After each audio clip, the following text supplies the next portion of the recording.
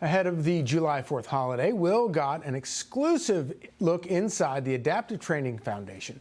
It is a gym inspired by an Army Staff Sergeant who became a quadruple amputee after suffering injuries while serving his country.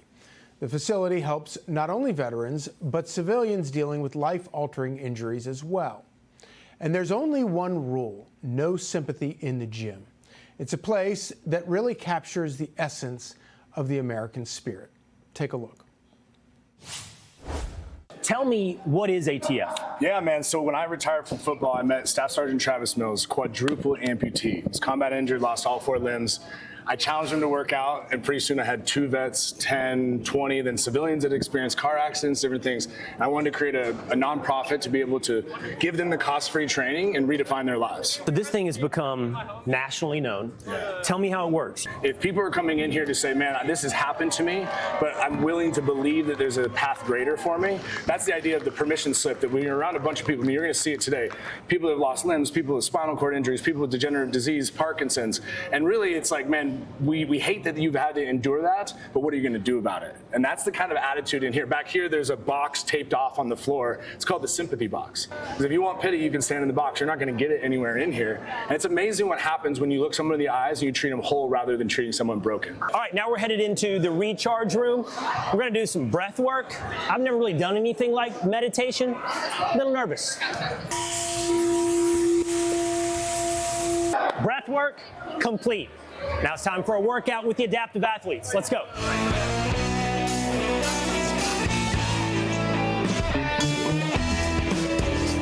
How long have you been a trainer at ATF? About 3.5 years now. Okay. What brought you over here?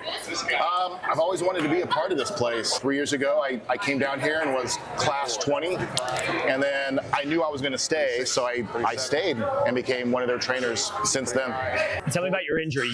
This happened during your military service in Iraq? Yes. So I was injured back in November 27th of 2006 in Baghdad. I was in a striker unit, my Army striker unit. We were hit with a EFP, explosively formed penetrator. Went right through where I was sitting, kind of took my right leg off instantly and mangled my left leg. And yeah, you know, I survived the night. I flatlined 4 times and woke up the next day in the Baghdad hospital, alive, but with both legs gone. So. There you go. Do you mind telling us a little bit about your injury? So I have a brachial plexus injury. You have 5 main nerves that run your arm. 3 of mine were pulled from the root, and the other 2 are stretched. So when the accident happened, I actually had no function at all. I was completely paralyzed, and then they did nerve grafts, and then a year later they did a muscle transfer, which gave me hand function and wrist function. So now I've got a little bit more function, and then they had to amputate my leg. I had 5 amputations in total because I was caught up in a telephone wire or a power line, and they ended up having to take it at the break because I was up there for an hour and there was no blood flow. So it was a car wreck? Yes, it was a car wreck. And you ended up hung in a power line for an hour? Yeah. Can I work out with you for a little bit? You keep up. I think we already know the answer is no, but I can try. You can actually sit on it while she pushes I'm gonna sit on it, good, because she was talking smack. What'd you say? So I would crush you. But then when you push it, a few of us are going to sit on it. Come on, you're almost there. You're almost there. Really drive with that foot. Okay. And now you get to push it back. I get to push it back? I mean, straighten it out. There we go. That just looks uncomfortable. Hey, well, you're motor. All right, that's good. All right. So you're 20 years old. Your accident happened 4 years ago. Yes. When you were 16. Yes. Will you tell us about your accident? I was in the backyard of a friend's house, and we were teaching the boys how to do a backflip for a pep rally. And it was something so silly and stupid, honestly, but it was easy enough for the boys to be able to do. So when my girlfriends grabbed me and was like, hey, let's show them how to do it. And I was like, okay. So we just went, and the second I left her hands, I knew immediately I wasn't going to make it around.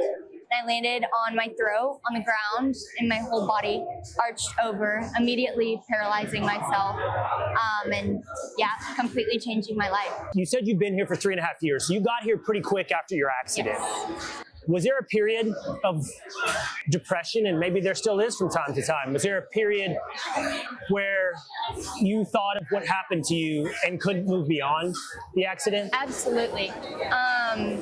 You know, I went from my biggest worries being homework and, you know, school drama to learning how to breathe by myself, being told I'd never be able to feed myself ever again, sit up by myself. I am one of the youngest people in here still, and it's just a bunch of older brothers and sisters, and it's really cool.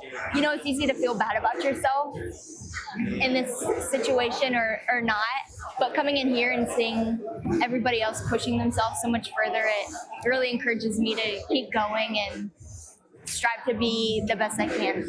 Wow, such a random thing. And were you a cheerleader at high Yes, school? and such an easy thing for me.